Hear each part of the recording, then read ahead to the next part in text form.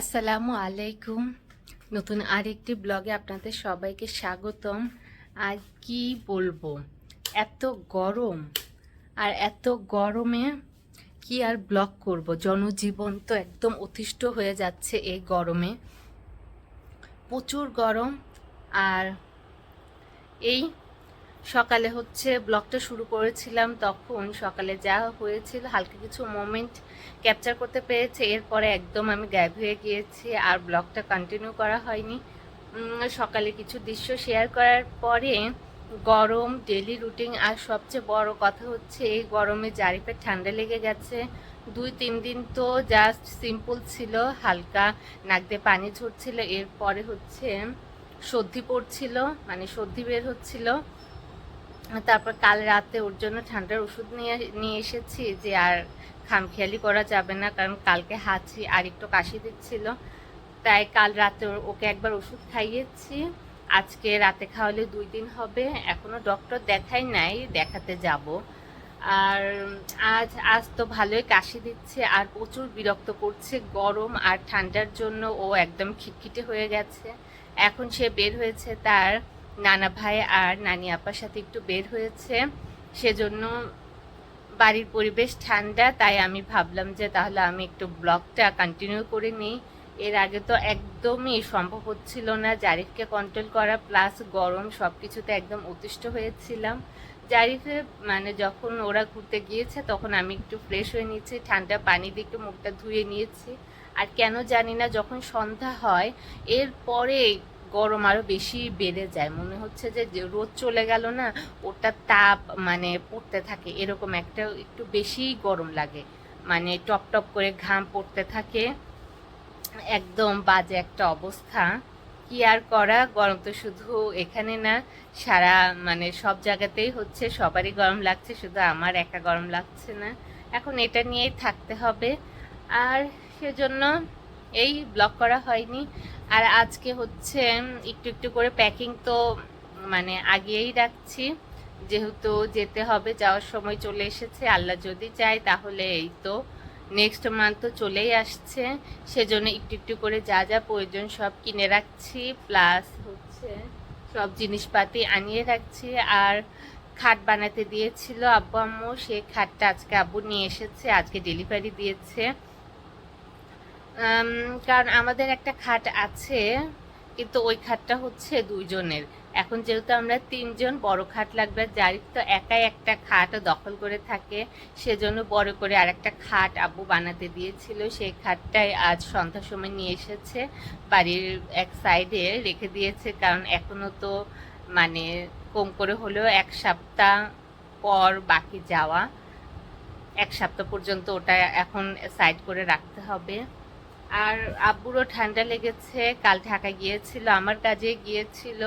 মানে কি আর বলবো, যাওয়া তো শুধু যাওয়া না, আগের অনেক জিনিসপাতি আছে আমার, তারপরও মানে কিছু জানা থাকলে পরে মনে হয় না যে পরে নিলেও যেটা নিতে হবে আগে নিলেও নিতে হবে, এটা ভেবে আমি আগেই নিয়ে নিই।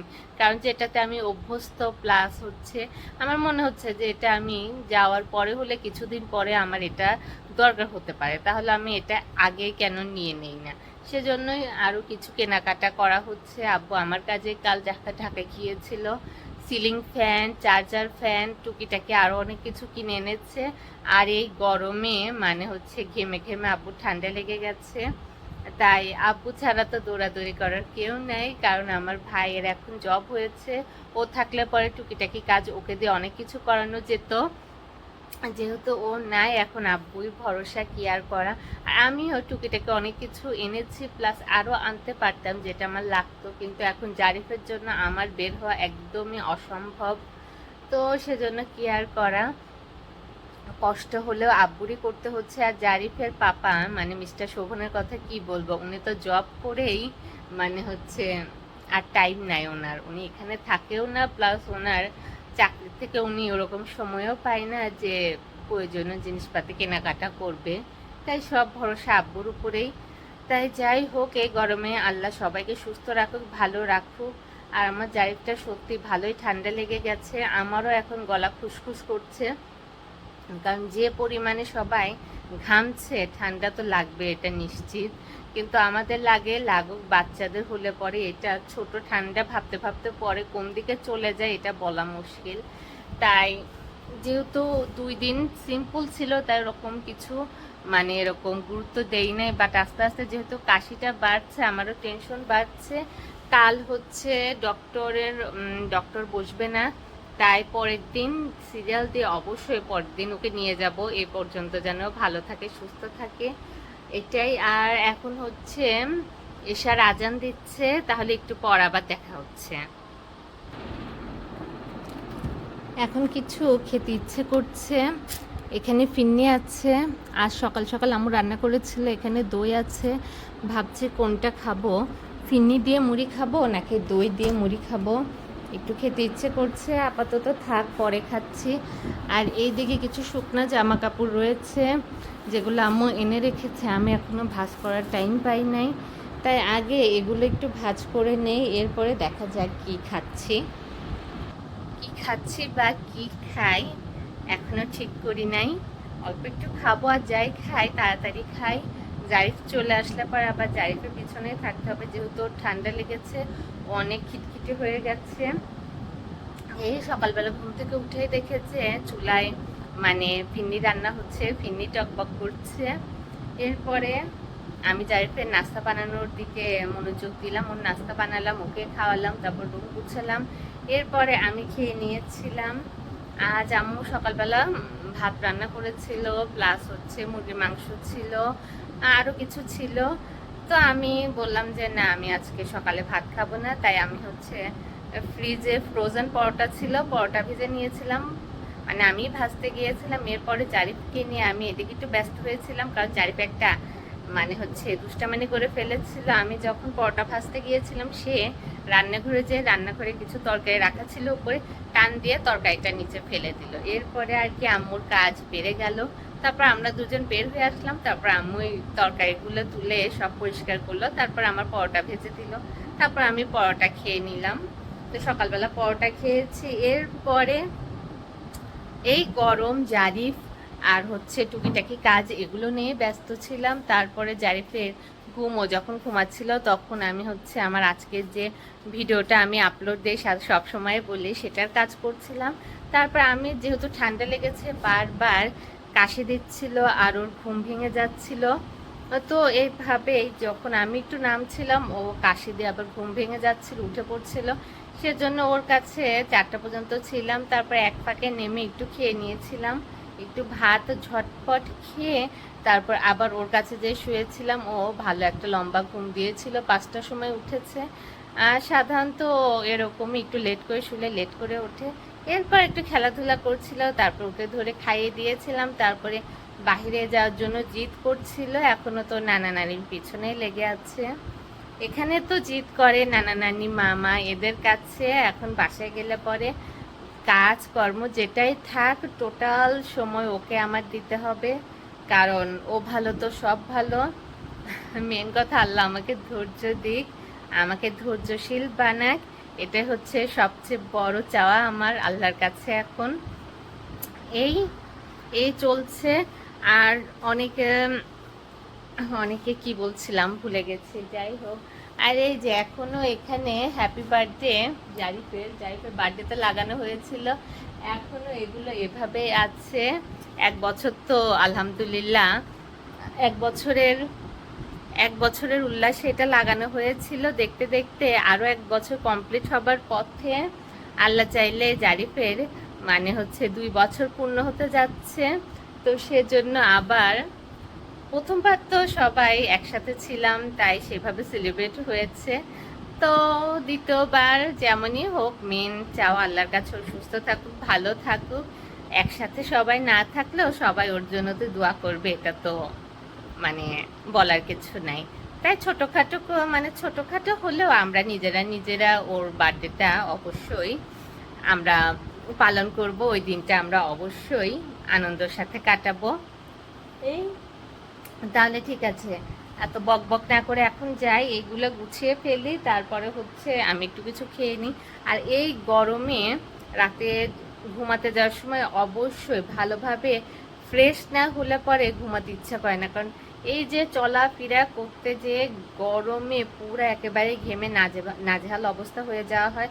তাই জারিফকেও ঘুমানোর সময় আমি ভালোভাবে পরিষ্কার বলতে হয় রুমাল ভিজিয়ে বা টাওয়াল ভিজিয়ে ওর পুরা গা মুছিয়ে দেই, না হয় এখন 2 দিনও এমন করছে যে রাতে শোয়ার আগে একবার হচ্ছে ওকে ওয়াশরুমে নিয়ে যেয়ে ওর পা হাত পানি মগ দিয়ে পানি ঢেলে ঢেলে ওকে মানে হাল গোসল না, এটাকে হাফ গোসল বলা চলে, ওইভাবে ওর গাটা ধুয়ে দিয়েছিলাম। এখন প্রতিদিনই দেখছি গরমে অতিষ্ঠ হয়েও যখন বলে যে চলো জারিফ ঘুমাতে যাবে রেডি করিয়ে দেয়, তখনও বাথরুমে মানে ওয়াশরুমের কাছে এসে দাঁড়িয়ে থাকে। তো এটা ও হয়তো মানে এটা করেও একটু শান্তি পাচ্ছে, স্বস্তি পাচ্ছে। মানে গরমে তো অবশ্যই ঠান্ডা পানি গোসল, এর থেকে শান্তি আর কিছু নাই। আর বড়রাও হচ্ছে শোয়ার সময় যদি একটু গাটা ঠান্ডা পানি দিয়ে ওয়াশ করে এরপর যদি একটু ঘুমাতে যায় তাহলে ভালো ঘুম হয়, কারণ যে পরিমাণে গরম বলছে এটা নিয়ে আর কিছু বলার নাই। তাহলে ঠিক আছে। আমার এমনিতেও আরো কত কাজ পড়ে আছে। জামা কাপড়গুলো কিনে এনেছি কিন্তু ওগুলা তো বানাতে হবে, তো সেজন্য আমার টেইলার্সের কাছে যেতে হবে, জামা কাপড়গুলো বানাতে দিতে হবে, সেজন্য আমার বের হতে হবে। কিন্তু আমি বের হচ্ছি কোথায়? এক তো গরম, প্লাস হচ্ছে আমার সময় নাই, আমার টাইম নাই। তারপরও সময় ম্যানেজ করে আমার একদিন বের হতে হবে, কারণ যে গরম পড়েছে ড্রেসগুলো তো আমার বানাতে দিতে হবে। আর এই গরমে হচ্ছে পুরনো কমফোর্টেবল ড্রেসগুলো খুবই আরামের, কিন্তু এখন আমি এরকম পুরনো আরামদায়ক ড্রেসই খুঁজে পাচ্ছি না। কারণ একটু ঠান্ডা ঠান্ডা ছিল, তখন হচ্ছে আমি একটু ভারী হচ্ছে যেগুলো হচ্ছে মানে হচ্ছে বাহিরে সাধারণত ইউজ করতাম, তারপরে অনেকদিন হয়ে গেছে শুধু শুধু আলমারিতে পড়ে আছে, আলমারিতে নতুনগুলো রাখার জায়গা হচ্ছে না, পুরনোগুলো দখল করে আছে। তাই ভাবলাম ওগুলা বের করে বাসায় ইউজ করতে থাকি। তাই ওরকম ভারী ড্রেসগুলো নামিয়ে বাসায় ইউজ করছিলাম, কিন্তু এখন তো ওগুলা কোনোভাবে পরা সম্ভব না। সেজন্য এরকম নরম এরকম 3 পিস আমি আর খুঁজে পাচ্ছি না। তাই আমার জলদি ড্রেসগুলো বানাতে দিতে হবে, সেজন্য আমার বের হতে হবে। কিন্তু এখন দেখা যাক কি হয়। একদিন তো আমার বান্ধবীকে বলেছিলাম আমি আসছি, মানে তুই থাকিস, আমি বের হলে তুই মানে আসবি কিনাও, বলে ঠিক আছে তুই আসলে আমাকে কল করিস। কিন্তু এর পরে আর মানে সব মিলে আমার বের হওয়া হয়নি। সেই দিনই উল্টা পাল্টা অনেক কাজ চলে এসেছিল, মানে সময়ের সাথে আর ম্যাচ করতে পারি নাই। তারপর ওকে বলেছিলাম আজকে বের হব না, মানে নেক্সট ডে বের হব। নেক্সট ডে তো আর বের হই নাই, মানে নিজে একটু অসুস্থ হয়ে গিয়েছিলাম, গরম সব মিলিয়ে। তো এখন ভাবছি যে কবে বের হব, কারণ আমার বের হওয়াটা তো আমার নিজের জন্যই দরকার। ড্রেসগুলো শুধু শুধু পরে আছে, ওগুলো বানাতে দিলে পরে তো আমি এই গরম ইউজ করতে পারবো, তা না হলে তো না। এই এখন দই দিয়ে একটু মুড়ি খাই, কারণ ফিন্নি সকালবেলায় একটু খেয়েছি, তাই ভাবলাম এখন দই দিয়ে একটু মুড়ি খাই। আর কয়েকদিন লাগাতার ম্যাগি খেয়েছি, মানে বিকেলবেলা বা সন্ধ্যার পর হালকা কিছু খেতে ইচ্ছে হলে ঝটপট ম্যাগি রান্না করে নিয়েছিলাম।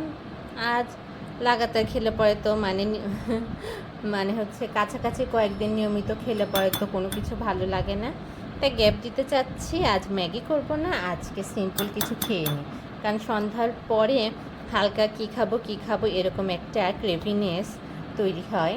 তাই ভাবলাম যে এটা দিয়ে হালকা একটু খেয়ে যে ছোট ক্ষুধাটা থাকে সেটাকে একটু ঠান্ডা করি, এই হচ্ছে ব্যাপার।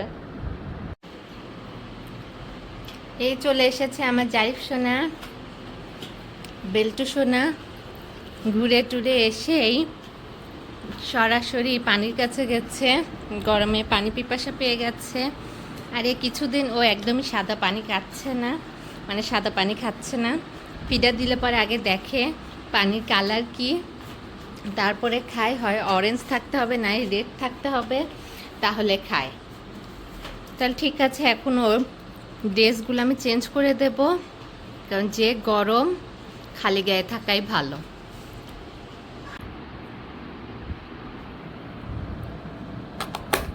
বসাতে চাই, বসো না। ইয়ামি ফিন্নি, বিসমিল্লা। আব্বুকে একটু ফিন্নি দিয়ে মুড়ি দিচ্ছি, আর আমি এখানে দই দিয়ে মুড়ি খাচ্ছি।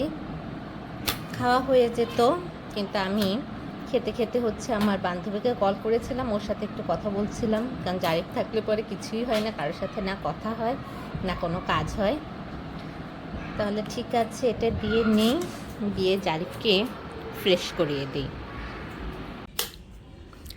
নানা নাতি যখন ঘরে ঢুকছিল তখন নাতির হাতে এই চিপসের প্যাকেটগুলো ছিল। এমনি তো আমি চিপস খেতে দেই না, কিন্তু নানা নাতি বাহিরে গেলে ঠিকই লুকিয়ে লুকিয়ে চিপস খায়। এসে বলছে যে ও তুই চিপস খায়, এই চিপসটা খুবই মজার। আমি বলছি হ্যাঁ, ওকে দিলে পরে তো চিপস কেন, সব কিছুই খায় বাহিরেরগুলো। তো আব্বু বললো না, এই চিপসটা অন্যরকম, খেতে মজা। আমি বললাম ঠিক আছে, তাহলে পরে খাচ্ছি। তো জারিফ সোনাটাকে আমি নাস্তা করিয়ে দিয়েছি, এখন আমার পিছু পিছু আসছে। ওই ঘরে ছিল, যেখানে ফ্যান দেয় সেখানে উনি থাকে না, আবার অন্য ঘরে চলে যায়, অন্য ঘরে আবার ফ্যান ছাড়তে হয়। তো এটা এখন ভাবছি আমি একটা খাবো, খুলে খাবো। আর এই ঘরে আমরা ছিলাম, এই ঘরে বসে জারিফকে নাস্তা খাওয়াচ্ছিলাম। এই যে এই ঘরে ফ্যান চলছে, প্লাস কুলার দিয়ে গিয়েছিল আপু, মানে আপু না আব্বু। আমার ভাই মাঝে মাঝে আগে যখন ডাকতো, যখন হচ্ছে আপু বলে আমাকে ডাকতো তখন আব্বু উত্তর দিত, আবার যখন আব্বু বলে আব্বুকে ডাকতো তখন আমি উত্তর দিতাম। মানে আপু আর আব্বু তো একটা কনফিউশন তৈরি হতো আমাদের মাঝে। হঠাৎ করে আজ মিস্টেক করে ওই কথাটার কথা মনে পড়লো, মানে ওই ঘটনার কথা মনে পড়লো। তখন একটা চিপস খাই আর ওইদিকে যাই, আর আব্বু বের হলো, আবার আসছে হয়তো। যাই হোক, আব্বু যখন বের হয়েছিল তখন ওনার পিছে পিছে বল্টুও বের হয়েছে। এটা তার মানে প্রতিদিনের কাজ, সব সময়কার কাজ। আব্বু বের হলে বল্টুও পিছে পিছে বের হয়। তাহলে ঠিক আছে, আজকের জন্য আর এই ব্লগটি বড় করতে চাচ্ছি না এই গরমে। তাহলে আজকের জন্য এই পর্যন্তই, দেখা হচ্ছে আবার আমার পরের ব্লগে। সবাই ভালো থাকবেন, সুস্থ থাকবেন, আল্লাহ হাফেজ। আর এই চিপসগুলো এত মোটা মোটা কেমন? তবে খেয়েছি, হ্যাঁ টেস্টি, তবে আলুজের মতো না, আলুজের থেকে এত বেশি টেস্টি না। আমি আবার কি বলি, আলুজের মতো না মানে কি, এটা তো আলুজেরই আরেকটি ফ্লেভার।